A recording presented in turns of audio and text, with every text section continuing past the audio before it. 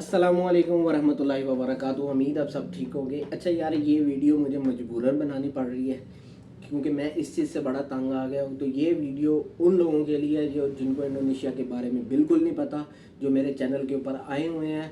मैं आप लोगों का शुक्रिया अदा करता हूँ कि ये आप 5 मिनट में आप लोगों को मैं इंडोनेशिया के बारे में बता दूँ, तो मैं भी इससे आप लोगों की मदद हो जाए। और लेकिन ये ना कहना कि मेरी ये वीडियो देख के आपने इंडोनेशिया में आने का सोचना है। ये उन लोगों के लिए जिनको इंडोनेशिया की लफ्ज़ सुना है और उनको लोगों को पता ही नहीं इंडोनेशिया क्या है। तो इंडोनेशिया दुनिया की तीसरी बड़ी कौम के अंदर आता है जिसकी पॉपुलेशन ज़्यादा है। अब नंबरिंग ऊपर नीचे हो रही है तो मैं कह नहीं सकता। पाकिस्तान क्या कहते हैं, तो इंडोनेशिया, इंडिया और चाइना की आबादी और सबसे बड़ी मुस्लिम कंट्री है इंडोनेशिया। अगर मैं यहाँ पे बात करूँ इनके इंफ्रास्ट्रक्चर की, जीडीपी की बात करूं, यानी कि लिविंग स्टैंडर्ड की बात करूं, तो पाकिस्तान से तो कई हिस्से हर चीज़ ही ज़्यादा है यहाँ पे। इनकी करेंसी स्टेबल है पिछले 10 साल से, ठीक हो गया। ये ग्रोइंग नेशन जा रहे हैं, ये सारी चीज़ें रहने के लिए बेस्ट है। अब अगले मुद्दे के ऊपर बात कर लेते हैं जिनको लोगों से लेना देना है। भाई मेरे, इंडोनेशिया और मलेशिया का नाम ज़रूर आपस में मिलता है, लेकिन इन दोनों की कोई चीज़ आपस में मिलती नहीं सिवाय लोगों का रहना सहना, कपड़े पहनना और खुराक से मात खाने। अब मलेशिया के अंदर, मलेशिया एक कंट्रीज़ है जहाँ से आउटसोर्स करते हैं लोग काम करवाने के लिए। पाकिस्तान, बांग्लादेश, यहाँ से भी सस्ती लेबर मिलती है। लेकिन एक इंडोनेशिया एक ऐसा कंट्री है जहाँ से कोई जॉब अपॉर्चुनिटी नहीं है, कोई वर्क वीज़ा नहीं निकलता अनटिल अनलेस के आप किसी डायरेक्टर लेवल के बंदे हैं, प्रोफेसर हैं, या किसी काम के इतने माहिर हैं कि जो यहाँ पे नहीं मिलता, तो फिर आपका वर्क परमिट निकलता है। उसके अलावा भाई यहाँ पे कोई जॉब नहीं, ना वो आपको यहाँ पे जॉब दिला सकता है। वर्क परमिट का भी तरीका ये है, जो सी कंपनी आपको बुलाना चाहती है वो मिनिस्ट्री ऑफ मैन पावर में जाके आपके लिए स्पेशल एक डॉक्यूमेंट है वो लेती है, इजाज़तनामा लेती है, फिर उसके ऊपर आपका वीज़ा निकलता है। और जो कोई कंपनी नहीं करती अनटिल अनलेस उनको एक किसी ऐसे बंदे की ज़रूरत हो जो मार्केट के अंदर उनको नहीं मिल रहा, ठीक हो गया। ये चीज़ तो क्लियर होगी कि यहाँ पे वर्क परमिट नहीं मिलता। उसके अलावा टिकटॉक के ऊपर मैंने देखा है कि अक्सर लड़के काम करने के लिए आए हैं किसी माइनिंग वाली साइड पे, कोई आइलैंड है, मुझे मेरे एक दोस्त ने बताया भी है। आप मुझे नहीं पता कि उन लोगों के वीज़े विजिट वीज़े हैं या क्या है। बहरहाल ये चीज़ एग्जिस्ट कर रही है, कोई लड़के काम करने के लिए पहुंचे हैं, कोई बहुत ही दूर जगह है, कोई आइलैंड है, इतना मुझे पता है। बहरहाल मैं ये इसमें क्लियर कर दूँ कि कल को नीचे आके कहे कि दानियल भाई का आपने तो कहा कि कुछ भी नहीं है, लेकिन लोग यहाँ पे काम कर रहे हैं।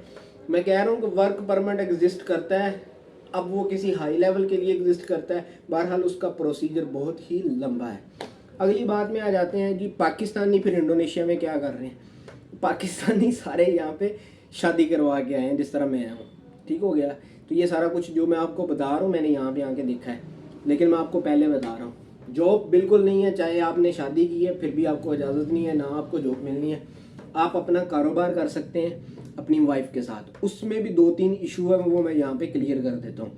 मेरे पास जो इन्फॉर्मेशन है, जो मैंने गोरों से भी कलेक्ट की हुई है, बाली वाली साइड पे ज़रा ये पंगा है कि अगर आप अपनी वाइफ के साथ काम करते हुए पकड़े गए, एग्जाम्पल्स हैं, कईयों ने कहा कि आपकी मंजी ठुक जाती है, पता नहीं पंजाबी यूज़ कर रहा हूँ, लेकिन बंदों जकार्ता या इससे आगे जो सूबे है वहाँ पे लोग कह रहे हैं हम काम कर रहे हैं। बहरहाल बुक काम करवाती है और जिस तरह मैं भी कर रहा हूँ सारे करते हैं, लेकिन मैंने यहाँ पे ये चीज़ करा दी।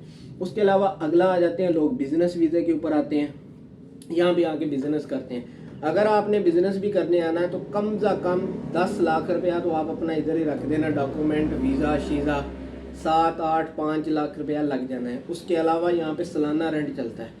तो अगर आप यहाँ पे बिजनेस करने का भी सोच रहे हैं तो ये 5-10 लाख रुपए की गेम नहीं है यहाँ पे काम करना। बिजनेस वीज़े के ऊपर आके आपने अगर यहाँ पे काम करना है तो आपको कम से कम 30-35 लाख रुपया चाहिए।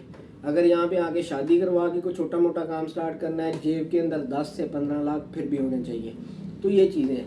अब इंडोनेशिया का पाकिस्तानी कहते हैं फ़ायदा क्या? भाई फ़ायदा यही है कि ये लोगों की जो इकोनॉमी है ग्रो कर रही है। अगर आपका यहाँ पे आके कारोबार अच्छा सेट होता है तो आपको यहाँ पे हर चीज़ मिलेगी।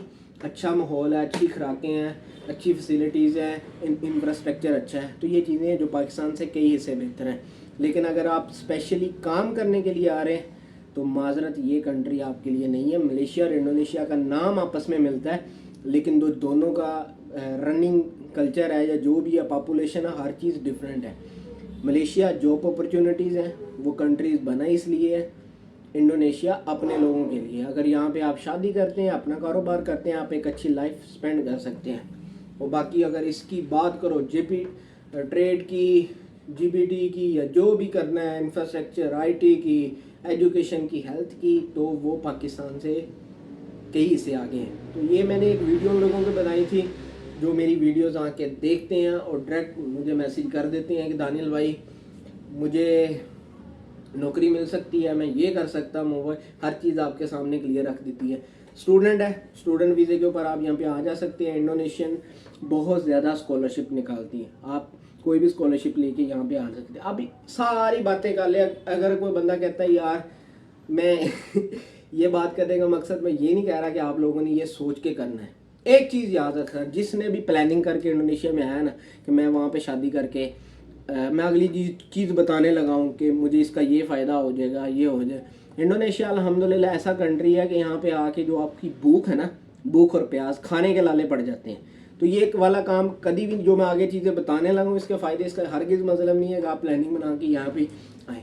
इंडोनेशिया का फ़ायदा क्या है? आज की दुनिया के अंदर सऊदीया, दुबई, कतर, इंडोनेशिया, मलेशिया जो पाकिस्तानियों के असेस में है, अगर आप वहाँ पे जाके रहते हैं, आपका बैंक अकाउंट है, आप की इनकम आ रही है, चाहे बिजनेस है, तो कल आप इस कंट्री के बेस के ऊपर किसी भी मुल्क की एम्बेसी में जाके जब वीज़ा अप्लाई करते हो, जापान का मैं करूँ मेरे लिए अभी कोई प्रॉब्लम नहीं है, ऑस्ट्रेलिया का भी, मेरी बैंक स्टेटमेंट स्टेबल है, मेरा काम यहाँ पे स्टेबल है, कंपनी मेरी स्टेबल है, तो ये चीज़ मुझे बेनिफिट देगी और मेरा वीज़ा आसानी से लग जाएगा। तो कुछ लोग इसलिए भी आते हैं कि चल यार डायरेक्ट हम यूरोप नहीं जा सकते, पहले यहाँ पे आते हैं, ठीक हो गया, बिजनेस सेटअप करते हैं, फिर यहाँ से आगे निकल जाएंगे। मार्केट में ऐसे भी बंदे हैं जो आपको कहेंगे हम डायरेक्ट उठा के भेज देंगे। तो सेंटर में प्रोसेस यही होता है, चाहे आप दुबई में रह रहे हैं, जब आप किसी मुल्क के पास आपकी 1 साल से ज़्यादा स्टे परमिट होता है, आप वहाँ की बैंक स्टेटमेंट लगाते हैं, अपनी कंपनी दिखाते हैं, अगर आपका अपना काम है तो आपको बहुत आसानी यूरोप का वीज़ा लग जाता है। पाकिस्तान से तो अपॉइंटमेंट ही नहीं मिलती।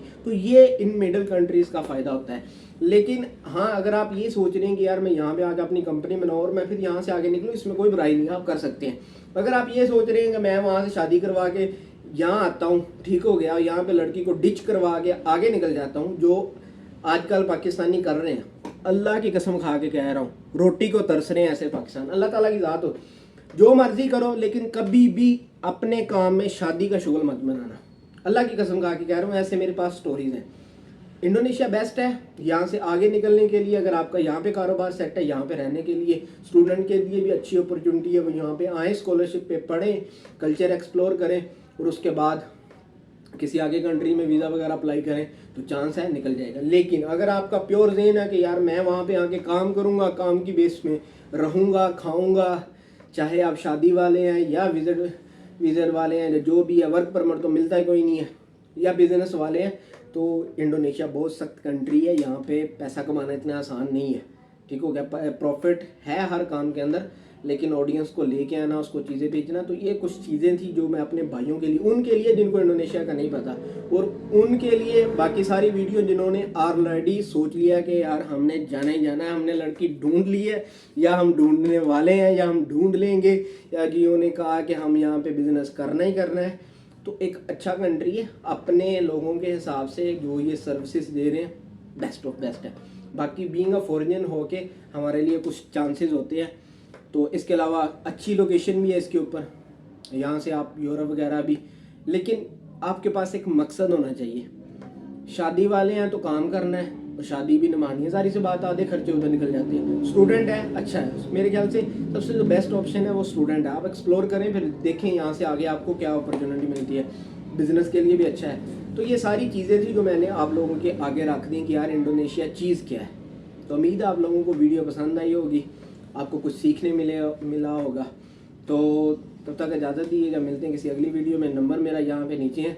इसके अलावा अगर कुछ आना है यहाँ पे, तो कुछ चाहिए तो फिर मैसेज करिएगा। अगर आपको पहले इंटरेस्ट था इंडोनेशिया में, ये सारी चीज़ें मैंने यहाँ पे क्लियर कर दी हैं कि यहाँ पे स्कॉलरशिप गवर्नमेंट देती है। KBIRI इस्लामाबाद की वेबसाइट है, वहाँ से आपको सारी इन्फॉर्मेशन मिल दी है, किसी बंदे का लेना देना नहीं है।